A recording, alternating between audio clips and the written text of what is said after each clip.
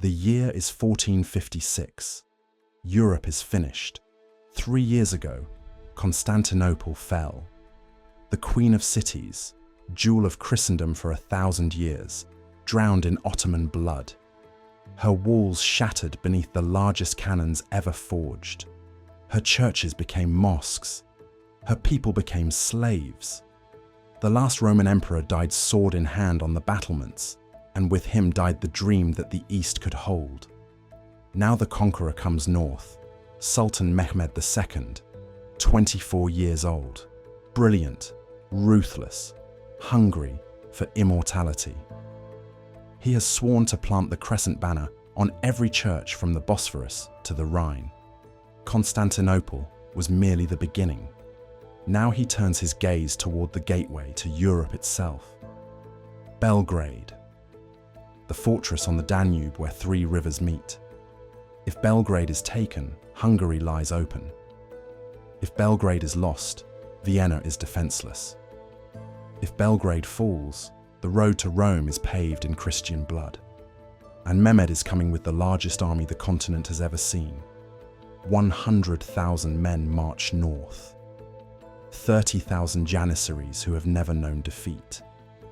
20,000 Sipahi cavalry. 50,000 siege engineers and irregulars. And the guns. 300 cannons, including the monster that shattered Constantinople, firing stones weighing 1,200 pounds.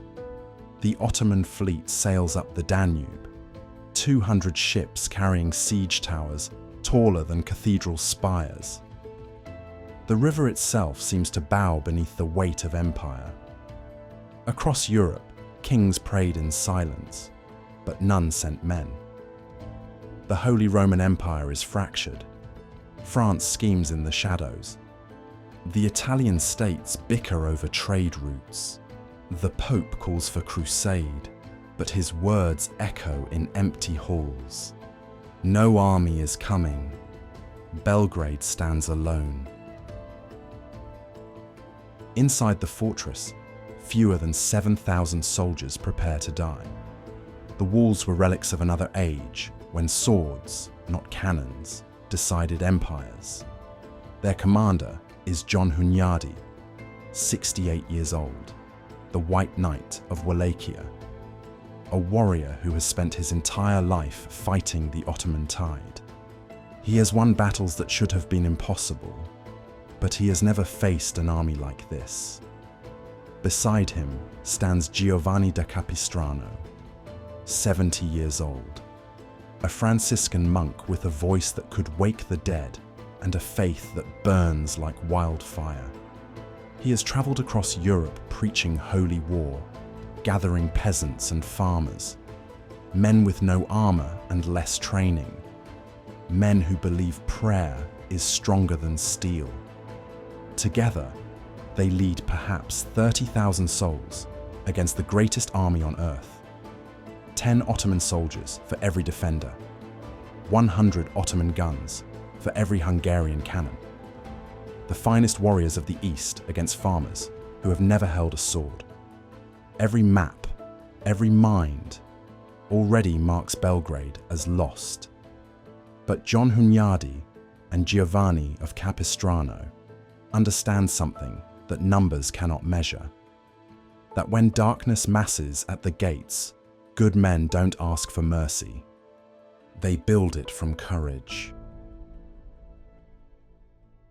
The army is so immense it takes 4 hours to cross the plain. Mehmed sits in his silk pavilion and watches his engineers position the great guns. He is patient.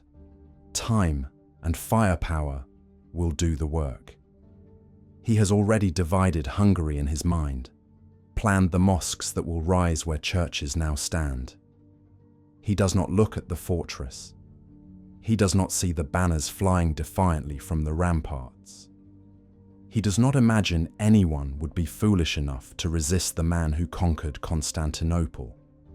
All of Europe watched the river burn and believed Belgrade would fall. The question was not if, only when. But inside those ancient walls, As the first Ottoman cannon roared to life, the defenders did not fall to their knees in despair. They fell to their knees in prayer. And Giovanni of Capistrano raised his cross to the sky and spoke words that would echo through history. We are the few, but God does not count in numbers. The guns begin their work at dawn on July 4th. The sound is like the end of the world. 300 Ottoman cannons firing in rotation, a continuous thunder that shakes the earth and splits the sky. The great bombard fires once every hour, each stone ball carving chunks from the fortress walls. Inside Belgrade, the world becomes noise and smoke and prayer. Buildings collapse, church towers fall.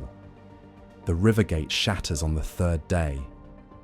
An entire bastion disappears on the fifth. The defenders work through the night, rebuilding faster than the enemy can destroy. They pile rubble behind breaches. They drag cannon into position and fire back with everything they have. But for every Ottoman gun silenced, 10 more roar. Still they hold. John Hunyadi is everywhere at once, his white hair stained with powder smoke, his voice rising above the cannon fire. He walks the walls like a ghost refusing to die. He patches breaches with his own hands. He stands in the open while Ottoman guns target him, daring the enemy to take him down. His mere presence is a shield. The soldiers see him and remember that courage is not the absence of fear. It is the refusal to let fear write the ending. Beside him walks Giovanni of Capistrano, the old monk who should be safe in a monastery. Instead, he moves through the chaos like a man possessed by holy fire. He preaches in the streets while cannonballs scream overhead. He carries a crucifix into the battle zones while janissaries fire arrows at him. The defenders think he is mad. Then they think he is a saint. Then they stop thinking and simply follow. Because when a 70-year-old monk refuses to flee from death, how can a young soldier justify running? Capistrano's sermons are wildfire. They speak of Constantinople burning, of churches defiled, of Christian children sold into slavery, of a darkness that will not stop at Belgrade unless it is stopped here. By us, by the few who refuse to let evil win without a fight. His words find fertile ground. The peasants who came with him become soldiers through sheer belief. They dig trenches beside knights. They stand watch with nothing but wooden clubs and absolute conviction. Knights who would normally sneer at such rabble fight shoulder to shoulder with them. Because Belgrade is dying, and class distinctions matter less than breath when the world is ending. Week by week, the walls crumble. The outer defences fall on July 14th. Inside the city, smoke clings to the wells. The air tastes of iron and rot. The youngest cough until they cannot, yet still they fight. Beyond the river, Mehmed's camp glows like a city. Traders arrive. Poets sing, as if victory were already written. His engineers have nearly completed the siege works. His miners are digging beneath the main gate. His fleet controls the river. He has sent word to Istanbul that Belgrade will fall before August. Mehmed dines on lamb and fruit, while Belgrade starves. He is 24 years old and has never lost. He does not believe he can lose. He does not imagine that faith could be stronger than firepower, that courage could outlast calculation, that a handful of desperate men could break the army that broke Constantinople. But in the fortress, as July bleeds toward its end, something shifts. The defenders no longer fight to survive. They fight because it is what they were born to do. John Hunyadi issues a simple order. We will not surrender. We will not retreat. If we die standing. If we live free. There is no middle ground. The Janissaries mass for the final assault. Mehmed has ordered the attack for July 21st, dawn. His officers assure him the fortress will fall by noon, that by sunset, the crescent banner will fly over the Danube. On the night of July 20th, Giovanni of Capistrano gathers the defenders. 7,000 soldiers who look like ghosts, 20,000 peasants who should have fled weeks ago. They stand in the ruins of their city and listen to an old monk tell them they are going to win. Because God does not abandon the faithful. Because evil has limits that good does not share. They were outnumbered 10-1. But faith does not count in numbers. And at dawn on July 21st, the walls of Belgrade shook with the sound of Ottoman war drums. The final assault had begun.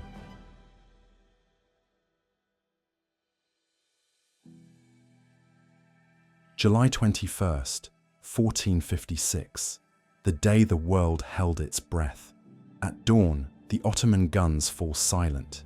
After weeks of constant bombardment, the sudden quiet is more terrifying than noise. In that silence, the defenders hear something worse. Drums. Tens of thousands of drums beating as one. The war rhythm of the Janissaries. The sound that has preceded the fall of 100 cities. Then the horns. Long, mournful calls that echo across the Danube. The Ottoman army begins to move. 30,000 Janissaries in perfect formation. Behind them, 20,000 irregulars with scaling ladders and siege towers. Behind them, the Sipahi cavalry, waiting to ride down anyone who flees. They advance like a tide, inevitable, unstoppable. Inside Belgrade, the defenders watch them come. 7,000 soldiers, their armor battered, their eyes hollow from exhaustion. 20,000 peasants armed with farm tools and faith. They stand on walls that are more rubble than stone. John Hunyadi walks the ramparts one last time. Today, we do not fight for kings or kingdoms. We fight for the simple truth that darkness cannot be allowed to win. Hold the walls. Hold your faith. Hold your ground. If we fall like thunder. If we stand forever. The Janissaries reach the breaches at 0600 hours. They pour through gaps in the outer wall like water through a shattered dam. The defenders meet them with everything they have. Arrows and boiling oil and stones dropped from above. The fighting is hand to hand, blade to blade, breath to breath. Giovanni of Capistrano stands in the central square, his crucifix raised high. He is not praying for victory, he is commanding it. In the name of Christ, stand. In the name of the cross, fight. In the name of all that is holy, do not yield. Around him, peasants throw themselves at Janissaries who have never lost. Farmers with scythes against professional killers with scimitars. Because courage is contagious. Because when old men refuse to run, young men find strength they did not know they had. The Janissaries capture the river gate. The defenders counterattack and take it back. The Ottomans breach the north wall. Hungarian knights plug the gap with their bodies. A siege tower reaches the ramparts. Peasants with torches set it ablaze. For 3 hours, the battle rages. The smoke is so thick men fight blind. The streets run red. Church bells ring constantly, calling the faithful to hold, to stand, to fight one more minute. The defenders are being pushed back, inch by inch. The Janissaries are too many, too skilled, too relentless. By mid-morning, The Ottomans control a third of the fortress. Mehmed watches from a hill. He is smiling. He has won. But inside Belgrade, Giovanni of Capistrano does something insane. He gathers every peasant who can still stand, perhaps 10,000 men. He raises his cross and marches toward the breaches, not to defend, to attack. The Janissaries see them coming, a mob of farmers and monks screaming the name of Christ. It should be suicide. Instead, it is a miracle. The sheer audacity breaks something in the Ottoman advance. The Janissaries hesitate, just for a moment, just long enough. John Hunyadi sees the opening. He gathers his remaining cavalry, perhaps 500 knights.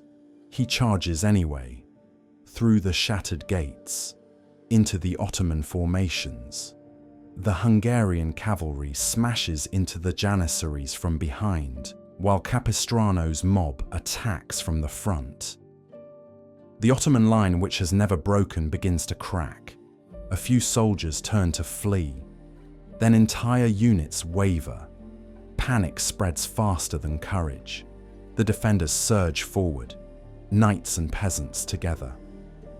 History starts to shift beneath their feet. The Janissaries are retreating, running, and into that storm rides Sultan Mehmed himself. The conqueror brings his personal guard into the battle, 3,000 of his finest warriors. He will end this himself, but fate has other plans. As Mehmed's horse charges forward, an arrow finds its mark. The arrow hits the Sultan in the thigh. Mehmed screams, falls from his horse. His guards rush to shield him. The battle freezes for a single heartbeat. The Sultan is wounded. And into that moment of shock rides John Hunyadi, with every man who can still fight. The counterattack becomes a charge. The charge becomes an avalanche.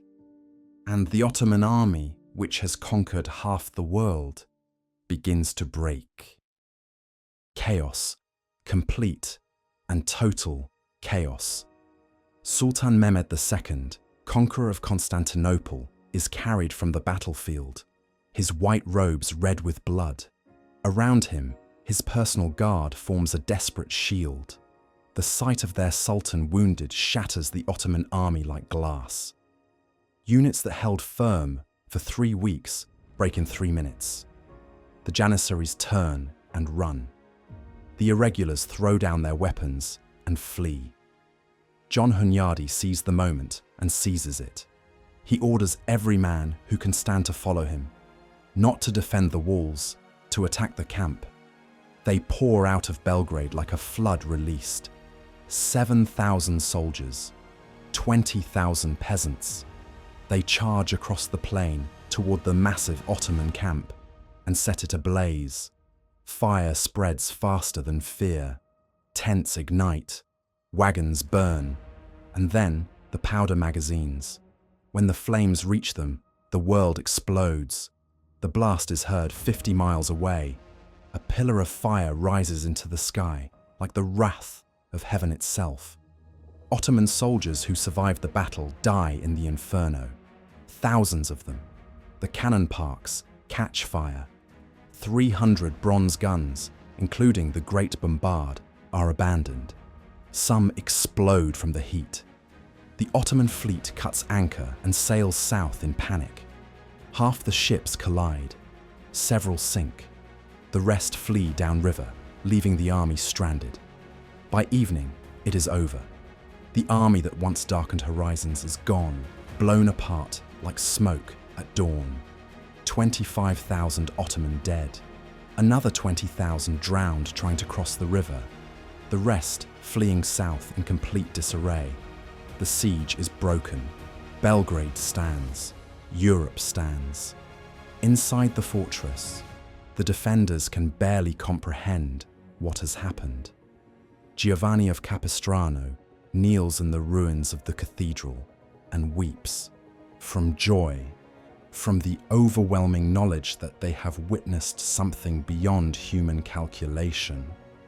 A miracle. John Hunyadi stands on the ramparts and watches the Ottoman army vanish. The White Knight who has fought his entire life to hold back the tide. He knows what this means. The Ottomans will not return in his lifetime. The momentum of conquest has been broken on the walls of Belgrade. The bells begin to ring, not the frantic warning bells of siege, but the deep, solemn peals of victory. Church bells across Belgrade, then across Hungary, then across all of Christian Europe. When Pope Calixtus III hears the news, he issues a decree. Let the church bells ring at noon every day, in every church, forever, so that all future generations will remember the day the few stood against the many. The cost was terrible. 5,000 Hungarian soldiers dead, 8,000 peasants who came to fight and never went home. Giovanni of Capistrano dies 3 months later from exhaustion and plague. John Hunyadi follows him to the grave within weeks, but they died free. They died victorious. They died knowing they had held the line when all the world said it could not be held. Sultan Mehmed returns to Istanbul in shame. The wound to his leg heals. The wound to his pride never does. He will campaign for another 25 years, but he will never again threaten Hungary, because Belgrade taught him that some fortresses cannot be taken by force alone. That courage can outlast gunpowder. That faith can break armies. That the will of the few, united in purpose, can shatter the pride of empires. This was Europa Rise, where the past still rides.